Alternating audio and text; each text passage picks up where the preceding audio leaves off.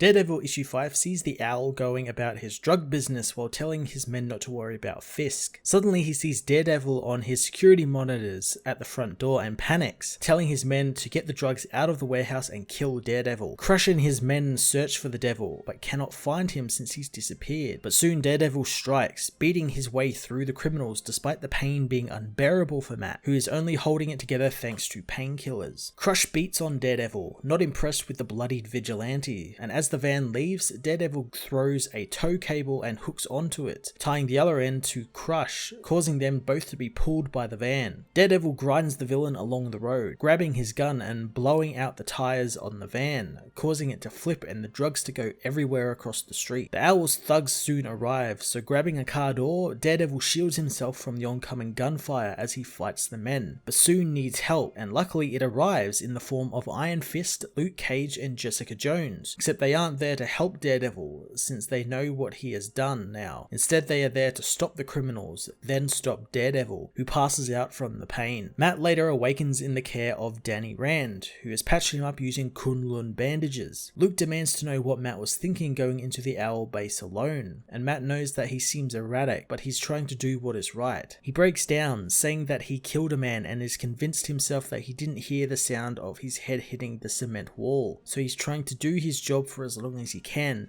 until he is killed. He asks that before his friends take him in, he wants to tell them that he is glad it was them, and glad it was friends who caught him. Jessica says that they won't be taking him in, and they are just worried about him since he's wearing Punisher's costume now. Matt hadn't even noticed it since he just needed a shirt and stole Frank's from him. Luke says they know what happened was an accident and they all have been there, and Jessica says that none of them go looking to kill people, but it just happens and they have to deal with it and move on since it's part of their job. Matt can't believe what he's hearing, calling his friends all murderers just like him, and they aren't above the law like Frank is. Danny tells him to calm down and Matt agrees, wanting to take a shower. Luke knows better, however, kicking in the bathroom door after Matt goes in and finding he has fled out the window. Matt heads home, past the church where he remembers he talked with Father Cathal while in costume, telling the father he's doing what needs to be done, but the priest says that he's just jumping through hoops to justify what he's doing. Getting home, he begins drinking and taking painkillers,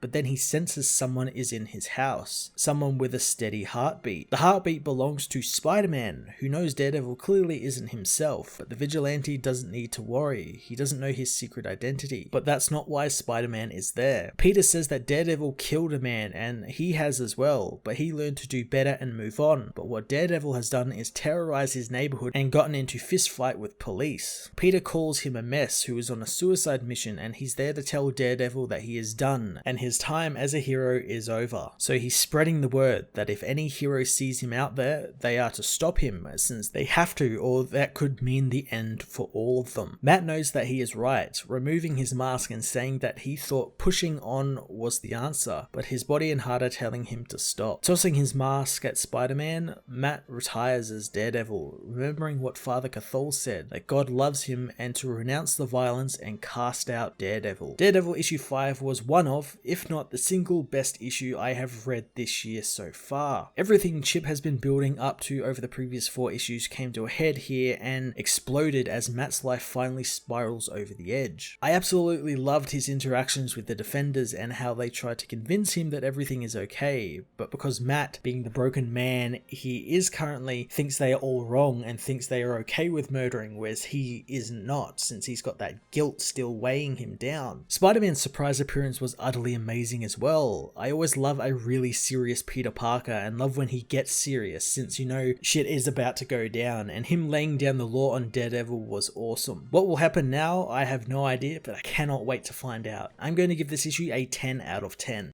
Hey everyone, thanks for watching my newest video. If you enjoyed it, you might also like to check out my other reviews here on my channel. You can also follow me on various social media platforms like Twitter by searching Matt_FOS, or even join the Comic Multiverse Discord server and chat with other comic book fans, including myself and Joel from Cape Joel. Want cheap comics and trades? Head over to the book depository with the link in the description to get the cheapest trades and comics around, along with free shipping anywhere in the world. Until next time, this has been Matt of the Fortress of Solitude. Thank you so much for watching.